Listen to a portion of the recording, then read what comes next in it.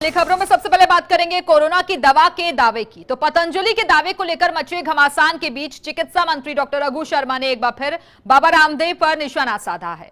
चिकित्सा मंत्री डॉक्टर रघु शर्मा ने सरकार को आयुर्वेद विरोधी बताने के आरोप पर कहा कि सरकार की सोच ऐसी होती तो राजस्थान में 18 लाख लोगों को आयुर्वेद काढ़ा वितरण नहीं किया जाता। ये खास रिपोर्ट देखिए। पतंजलि के कोरोना की दवा बनाने के दावे को लेकर घमासान थमने का नाम नहीं ले रहा है। इसी बीच राजस्थान सरकार की सख्ती को आयुर्वेद विरोधी सोच बताया जा रहा है। अब इसको लेकर चिकित्सा मंत्री डॉक्टर रघु शर्मा ने पलटवार किया है। रघु शर्मा ने कहा कि सरकार आयुर्वेद पद्धति के विकास को लेकर कोई कोर कसर नहीं छोड़ रही और सरकार की सोच आयुर्वेद विरोधी बताने वालों को अपनी हरकतों से बाज आना चाहिए। जब से कोरोना आया है लाखों की संख्या में यहाँ काढ़ा बांट रहे हैं, लेकिन हम बांट रहे हैं इम्यून सिस्टम को मजबूत करने के लिए। हम ये कह के नहीं बांट रहे हैं कि दवा है इससे आप ठीक हो जाओगे। वो कह रहे हैं कि ये दवा है, हमने खोज ली है। उनकी बात में हमारी बात में फर्क है।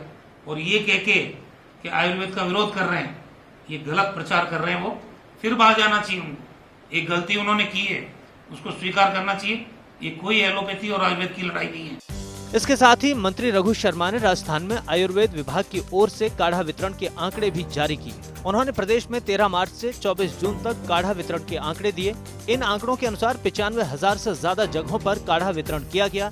18,84,041 लोगों को काढ़ा बांटा गया।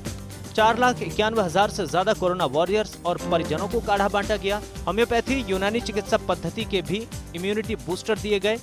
1,35,632 लोगों को यूनानी जोसांदा का वितरण किया गया, जबकि 93,000 लोगों को अब तक कपूर धारावटी बांटी जा चुकी है।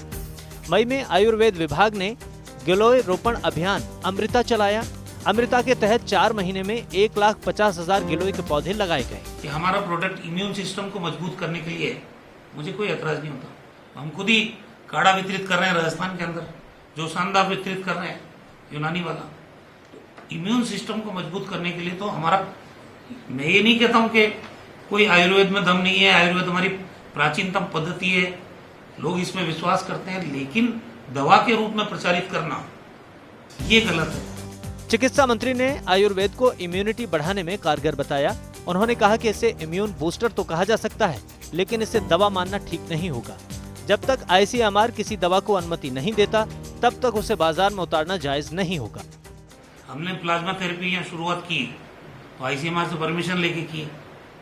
बिना प्रोसीजर को फॉलो किए हुए कोई भी क्लिनिकल ट्रायल मैं समझता हूँ लीगल नहीं है। अगर उनको ICMR ने परमिट किया है तो फिर आयुष मंत्रालय ने रोक क्यों लगाई? उत्तराखंड वाले स्पष्टीकरण दे रहे हैं कि हमसे तो इन्होंने इम्यून सिस्टम बूस्टअप करने की परमिशन ली थी, राजस्थान सरकार ने कोई परमिशन दी नहीं है।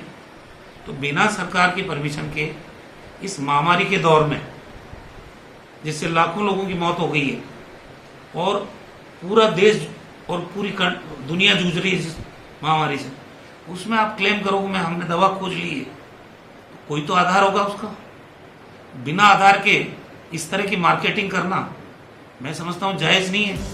चिकित्सा मंत्री डॉक्टर रघु शर्मा ने यह भी कहा है कि कोरोना जैसी महामारी में सभी तबकों को संतुलन में रहकर काम करना होगा, तभी कोरोना जैसी महामारी को हराने में कामयाब हो सकते हैं। फर्स्ट इंडिया न्यूज के लिए जयपुर से विकास शर्मा की रिपोर्ट।